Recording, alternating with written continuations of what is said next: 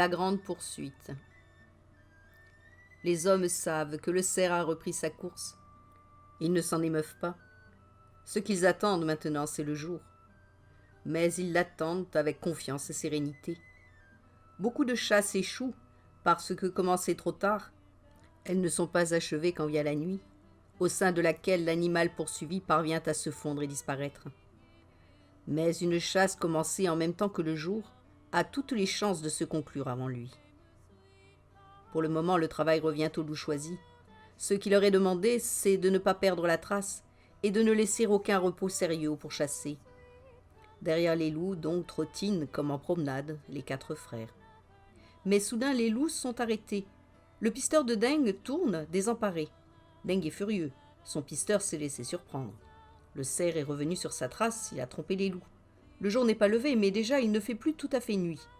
Deng essaie de relancer les loups, mais chacun des frères sait bien que de précieux instants sont en train d'être perdus. Puis les loups reprennent la piste, la course repart. Le jour se lève peu à peu, faisant sortir de la nuit les alentours qui ne sont plus tout à fait des ombres. Soudain les hommes devinent le cerf. Ce dernier est assez loin devant eux, mais sa course relativement disciplinée montre aux hommes que l'animal a beaucoup perdu de sa fraîcheur. Les départs imposés par les loups ont déjà produit quelque effet. Bientôt le jour est levé. Nam tente une première course. Régulièrement, il accélère, déjà il dépasse les premiers loups.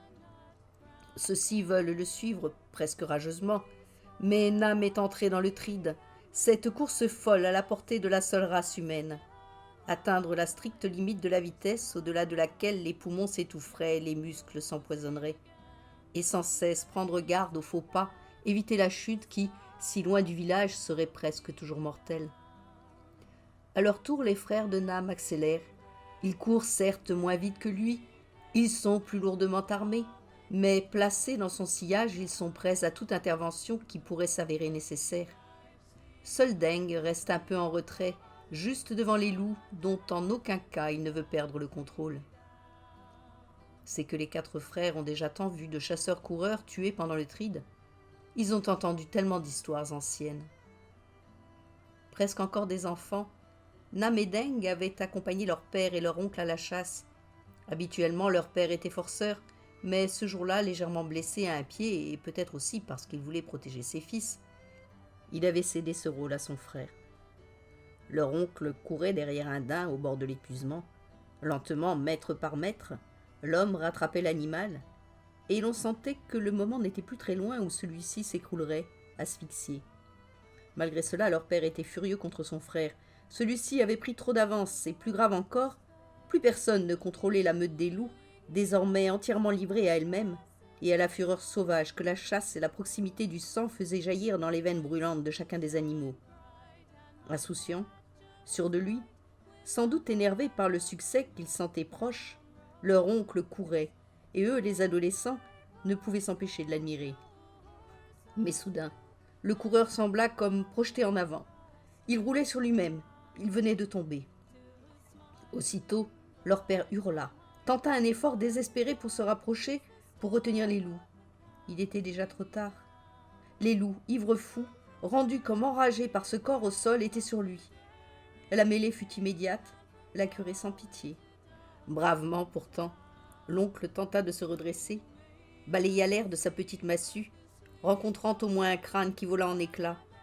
Mais presque aussitôt, un grand loup gris bondit dans son dos, le saisit à la nuque, le faisant basculer en arrière et disparaître sous les corps ondoyants de la meute en fureur. Moins de 3 à 4 minutes plus tard, leur père était sur place, hurlant, balayant l'espace de sa massue. Impressionnés, les loups prenaient du champ, libérant leurs victimes de leurs crocs ensanglantés, mais il était déjà trop tard.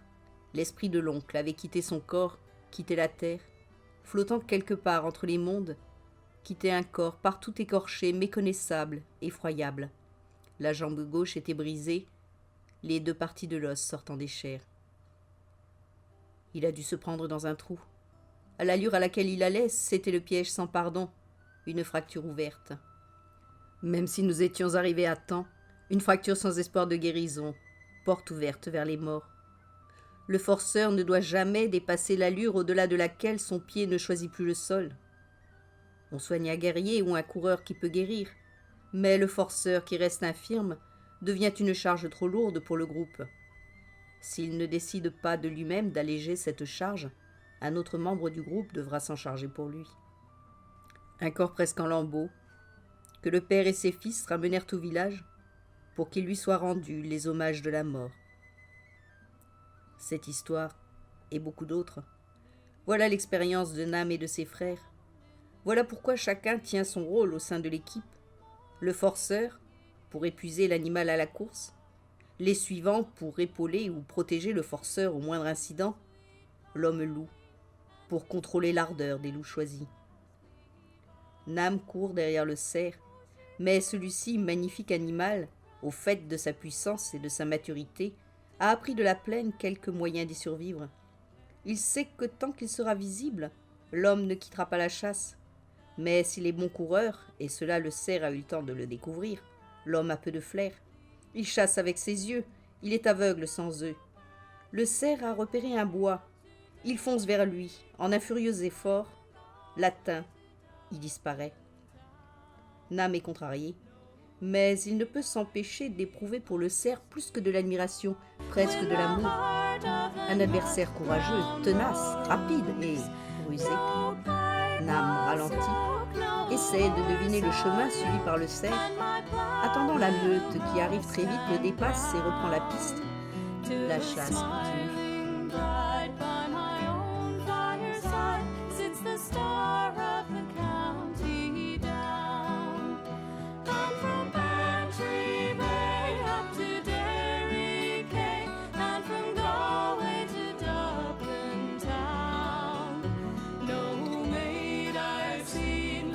Sweet Colleen that I met in the county down, and from Bantry Bay up to Derry Quay, and from Galway to Dublin town. No maid I've seen like the sweet Colleen that I met in the county down.